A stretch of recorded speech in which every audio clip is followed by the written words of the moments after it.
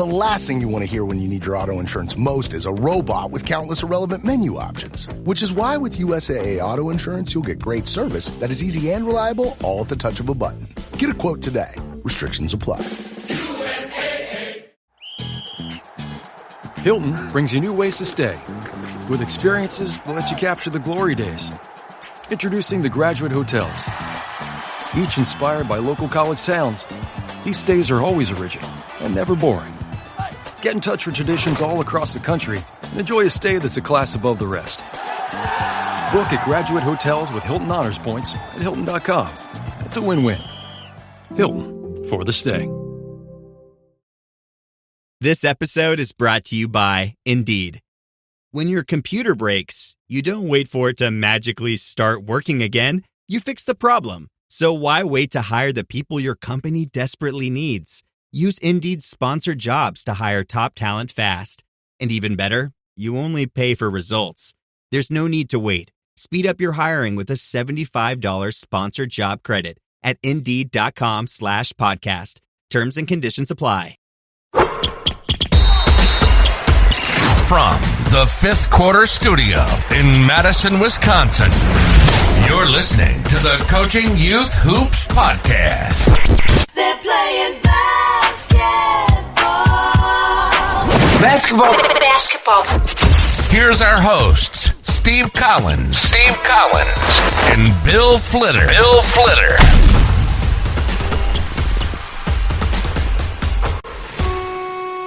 All right, welcome to Coaching Youth Hoops.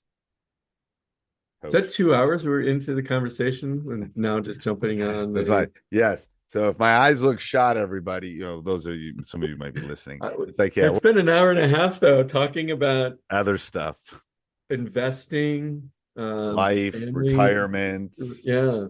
Maybe start a poll. Trips. Oh my gosh. Yeah. Sickness, all sorts of stuff. Hey, before we get started, we've got a couple exciting announcements. Do you want to take those? Sure. We got a lot. You know the URLs better. Yeah. So we got a lot of exciting stuff coming up that you're going to be hearing from, if you're listening to this podcast on a regular basis. I encourage you to go get your name on the on this offer we're doing. So we're giving away a free coaches clinic to your organization. So if you're if you're a coach and you belong to a nonprofit group like a CYO, YMCA, or whatever local group. Yep. Coach and I are gonna fly out, do a free coaches clinic for you, and all your coaches are going to get practice plans that we've created. So go over to coachingyouthhoops.com/clinic. Again, coachingyouthhoops/clinic. The contest will run, or giveaway is going to run from May to December. We'll do the drawing. Yeah, so it'll probably come out next spring. Maybe we come out during that. We'll figure it out. We'll figure out the details. We'll figure out the details. And then didn't we talk about second, third, fourth place things too? Oh yeah, we got second, third. Yeah. So Okay. Again, this is a drawing. So first place gets that free clinic, and all your coaches get a free practice plan. The second, you're going to get a IC3 shooting machine for your organization, like a $500 value. Yeah, $500 value. Third place. The first one's priceless. These kind of Coach and I. Oh my gosh! For you. Yes, absolutely. I got to look at what third place was. Third place is subscription, right? An individual. Yeah, you get for you as the coach. If we draw your name, you as the coach who signed up, you're going to get a free subscription to Coaching Youth Hoops. But everyone who does enter, you're automatically going to get something from us, which is our online coaches clinic. So it's recorded, but still great value, lots of great resources. So even if you sign up and don't win, you're going to get something. You're going to get everybody's a winner. Everybody gets a trophy. You're going to get to hear Coach Bill and I talk. Everybody gets a trophy. Yes. So we dive deep into preseason practice planning, how to run tryouts. So it's a really good coaches clinic. It's very and normally we sell it, so we're giving it away for anybody who signs up. Yep. And you And got to again, sign. Coaching Youth Hoops, you go over to coachingyouthhoops.com/clinic. Yep. Okay. And wait, coach, there's more. There is. Go Yes, ahead. there is. So second opportunity, coaches, we are, this is our first year doing practice plans for you guys. And, we listen to your feedback. We're incorporating your suggestions. We're coming out with an all new platform for this upcoming season. There's going to, the practice plans are going to be dynamic. You're going to be able to change them. Right now they're static PDFs, but if you buy the package, you're going to get dynamic practice plans. They'll come preloaded with our suggestions by age group, right? We believe in that, kids learn at, what you should be teaching at every age group is going to be incorporated in that, but then you can fine tune them for your team. You can add your own drills, etc. So that's coming out we're pretty excited about that launch. We've been working on that for some time. So it is a software program. You still can print or access the PDFs through the practice plans through your phone. So go ahead over there. Go to coachingyouthhoops.com/waitlist. Get on that waitlist if you're interested in hearing and seeing what we have coming up. And if you do get on that waitlist, you'll get a special prize, maybe a discount or two. So get on that wait list and we'll tell Coach you. Coach is pausing because we haven't talked about that yet. That's why he's pausing. On the fly, On the fly. Hey, you got to wing it. Yeah. You got to wing it sometimes, just like in practice. Yeah. My Stanford dad shirt that cost me $20K. Anybody who's watching are laughing. All right. So today's topic. What's today's topic? Well, I've been thinking a lot about practice planning, obviously, as we're launching this new platform. And, if you've been listening to the podcast long enough, Coach and I, you guys know we still coach, and we're always looking at ways to improve practice. But I'm throwing down a question to Coach today. What if we got practice plan or practices and practice planning wrong? What if it's the wrong structure? Right. We've been doing it the same way for years. How did I learn? But have we been? Have you been? Yeah. Are you doing the same thing? I'm not doing the same thing I was doing 30 years ago. When you say the same thing, do you mean the same structure or you mean the same drills? I'm talking about the structure, both. Kind of a block structure, the time, how we do drills, how we think about drills, and even just the approach in general.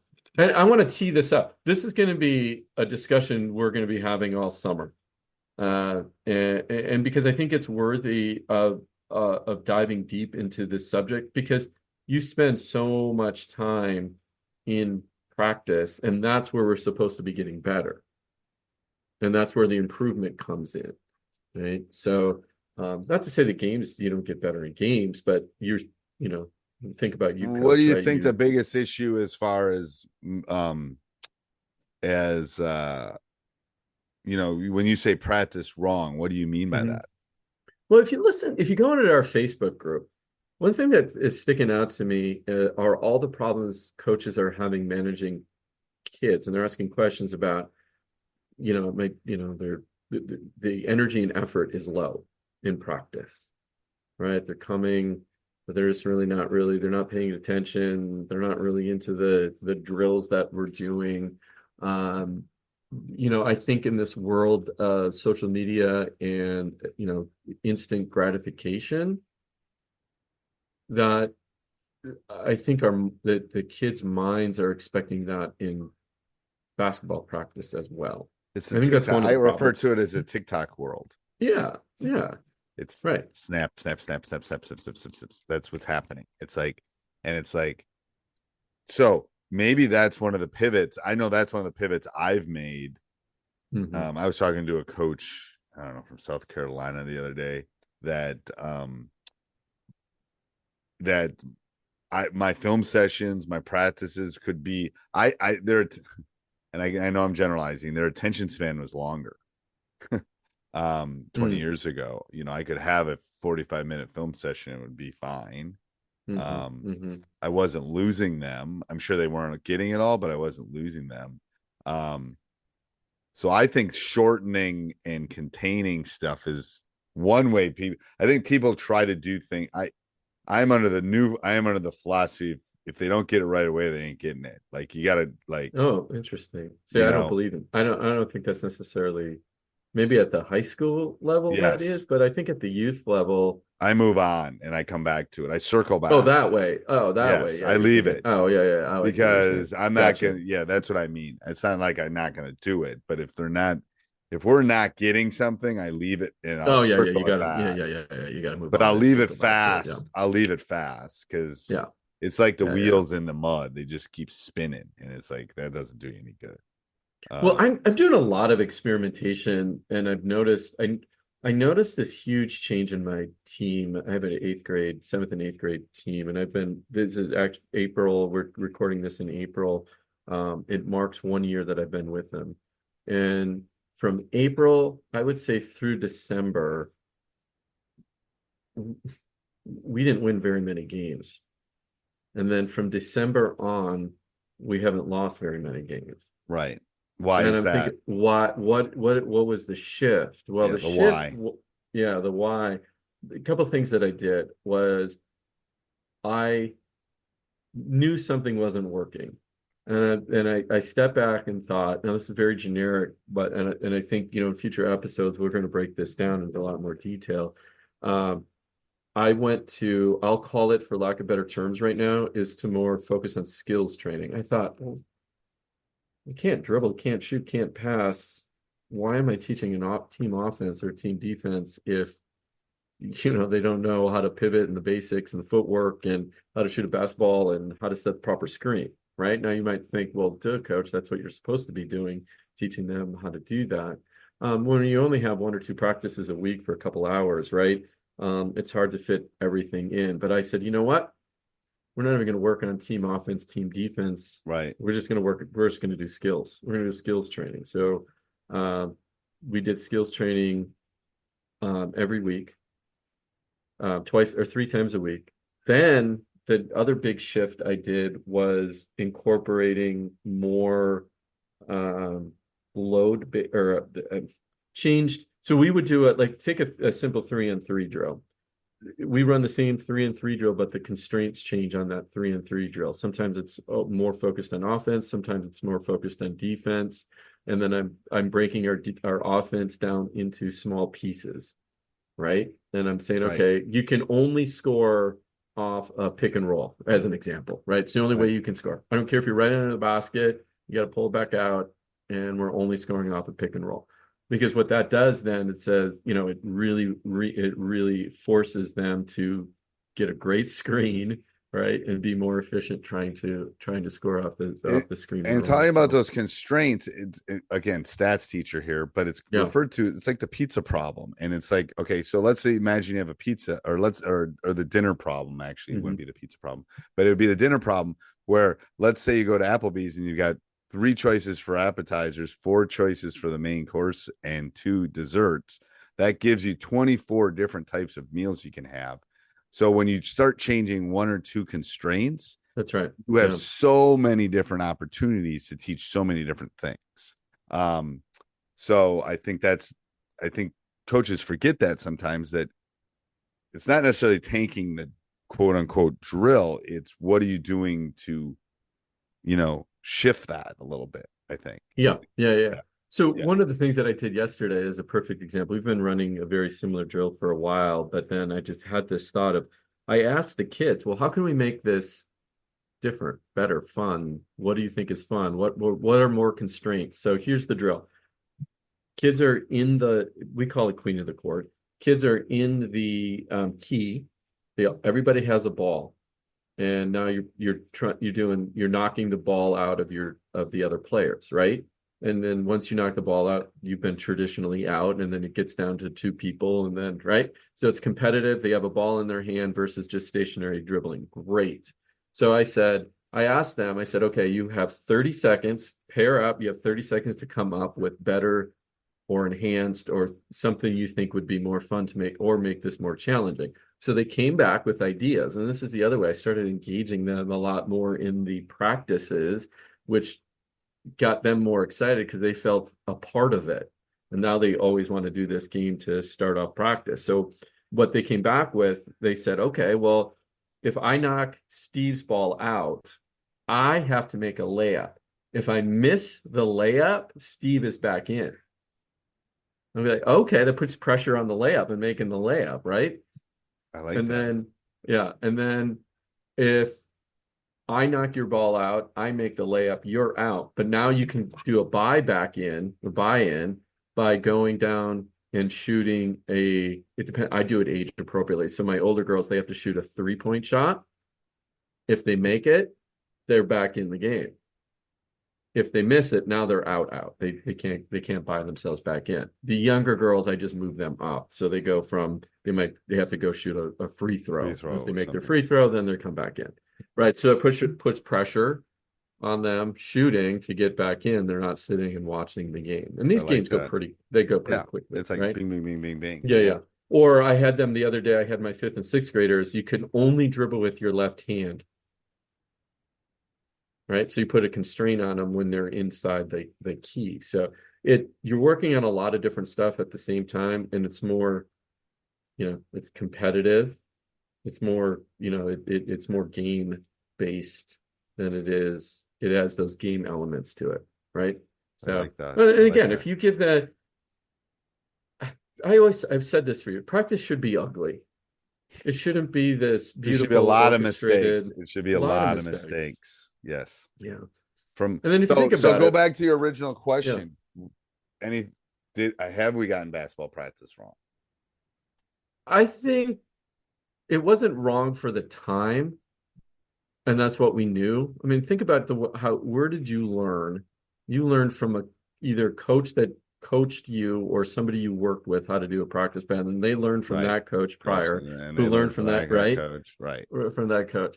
Well, why is that the best way to learn for today's kids? Maybe it's not. And maybe we need to take a step back and think about, well, how do we keep kids engaged more when they have this, like, I need instant results, right? Right. Or instant gratification, or they're used to game. If you read, which I encourage you to do, is sign up for our email newsletter. I did a newsletter on gamification and gamifying practice. I think that's so important. I've become a fan of that in the sense that it just, and again, it makes it more competitive. It makes it more fun. It's more like, yes. What do you do for that? I'm just curious. I tend to keep score on just about everything we do. Yeah. And there tends to be a consequence for just about everything we do. They like it. When I don't do it, then they get mad. Oh yeah. Absolutely. Yeah. And I think that's another subject that we should talk about: consequences. What's a consequence? Ooh, that's a good one. Well, let's save that. Yeah. All right. Anything else on this one, Coach? No, coaches, what I encourage you to do is stay locked into the podcast. We're going to explore this subject of practice planning for the next few episodes, because we think it's such an important piece that needs to be rethought and re-examined and just questioned at the very least. Yes, for sure. Yeah. All right. Till next week, Coach. Till next week, Coach. This podcast is part of the Sports Social Podcast Network.